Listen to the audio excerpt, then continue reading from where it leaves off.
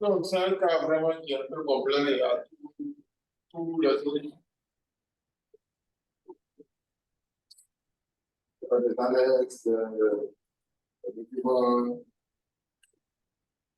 faut tout lire parce que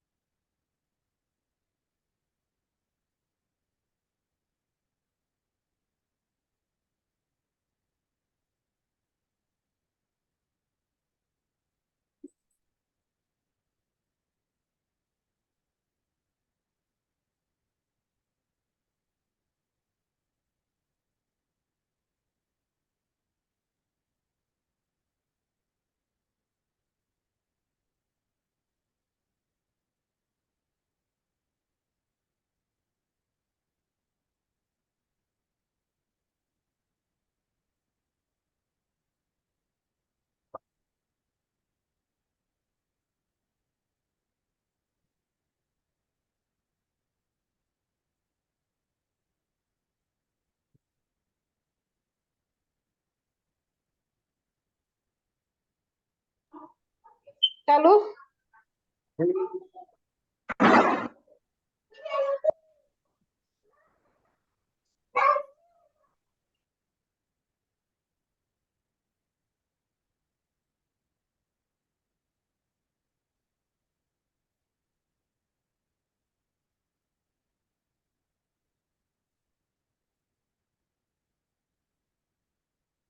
donc c'est bon, une première lecture.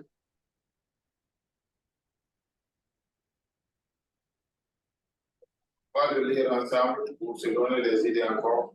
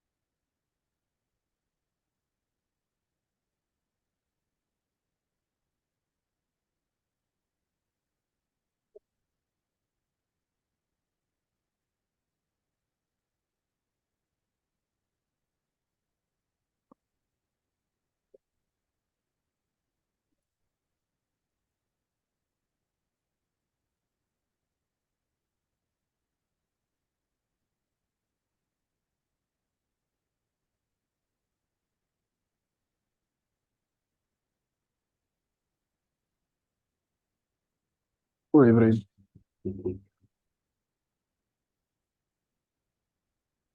Ouais, Giovanni, après, il faut voir ça. Donc,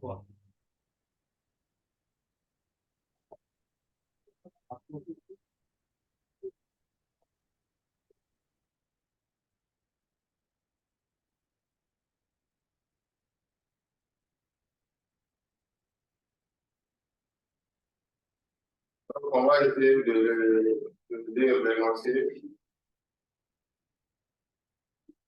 Vous allez faire une première lecture. Une lecture est très importante. Et KABC ou complet. Donc,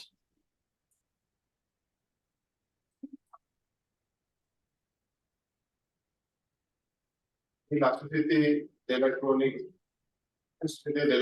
est spécialisée dans l'assemblage des circuits électroniques C1 et C2 à partir des trois composants A, B, C achetés auprès d'un fournisseur. Donc, c'est une entreprise qui fabrique deux composants électroniques. Mais pour cela, il a besoin de différents produits composants A, B et C. Environ un tiers du chiffre d'affaires est réalisé par la vente du circuit 1 à un important client du secteur de l'électroménager qui utilise dans ses programmateurs de la RTL. Et les circuits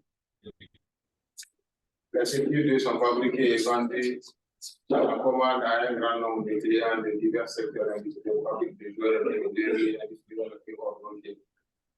Donc, c'est une entreprise qui est spécialisée dans la vente des circuits électroniques. Les circuits électroniques, c'est les éléments qui sont dans les téléphones, dans les appareils, sur lesquels on fait on peut mettre des programmes ou des applications pour que ça puisse marcher. Mais ces applications sont forcément marchent avec des circuits. Il y a le software et il y a les hardware.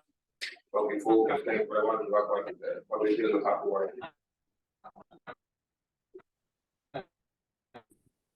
On dit qu'on vous communique les documents et annexes suivants. Document 1, informations relatives à la production et aux ventes. Document 2, analyse de l'activité du centre d'approvisionnement.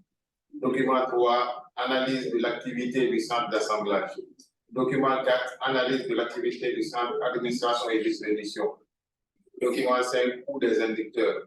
Vous vous rappelez, on avait parlé des inducteurs, on avait parlé des centres, les différents centres analytiques, les centres principaux et les centres auxiliaires. Après, on a document 5, coût des inducteurs. Annexe, tableau de détermination des achats des composants.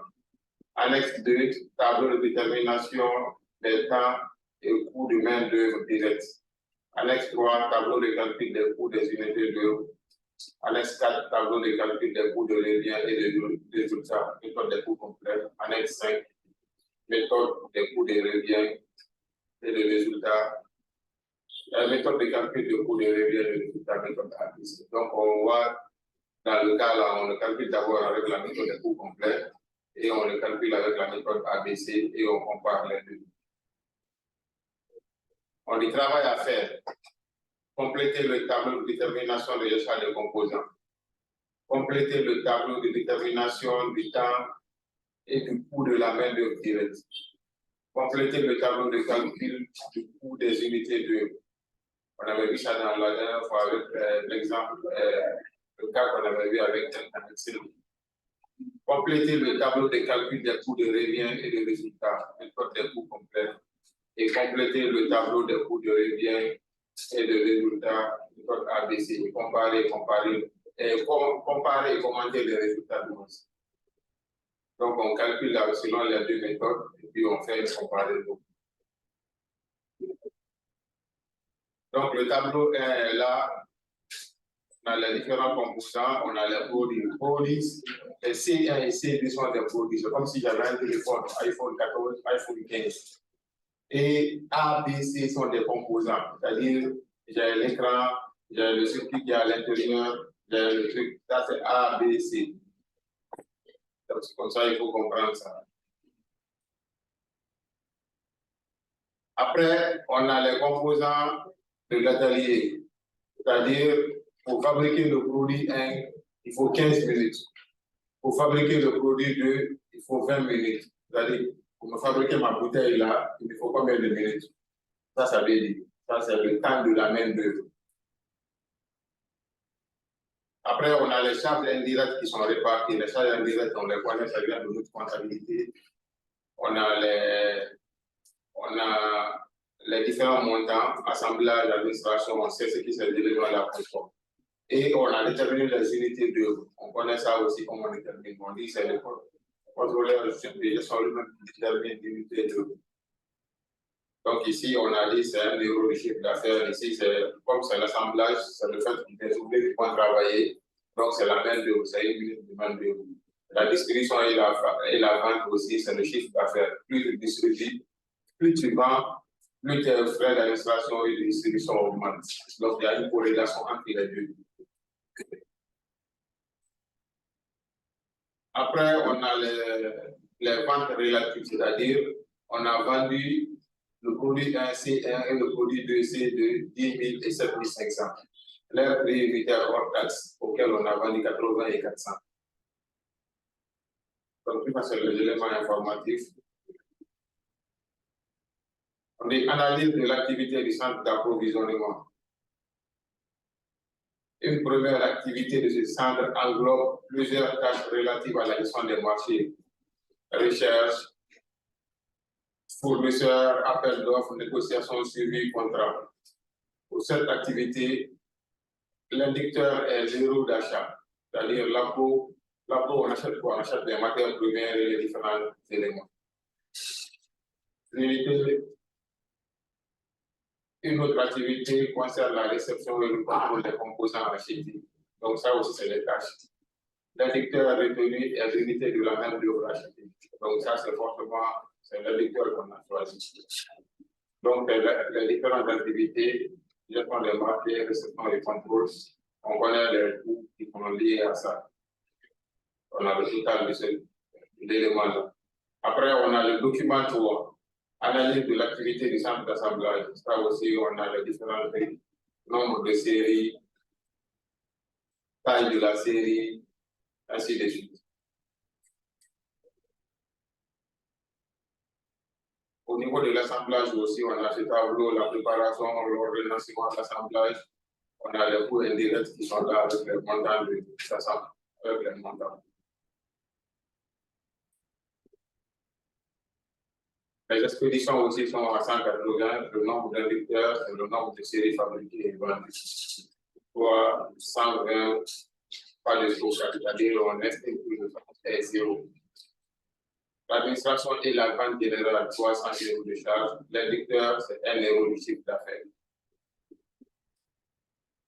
Donc, on a les différentes activités ici. On a le montant de cette activité, administration.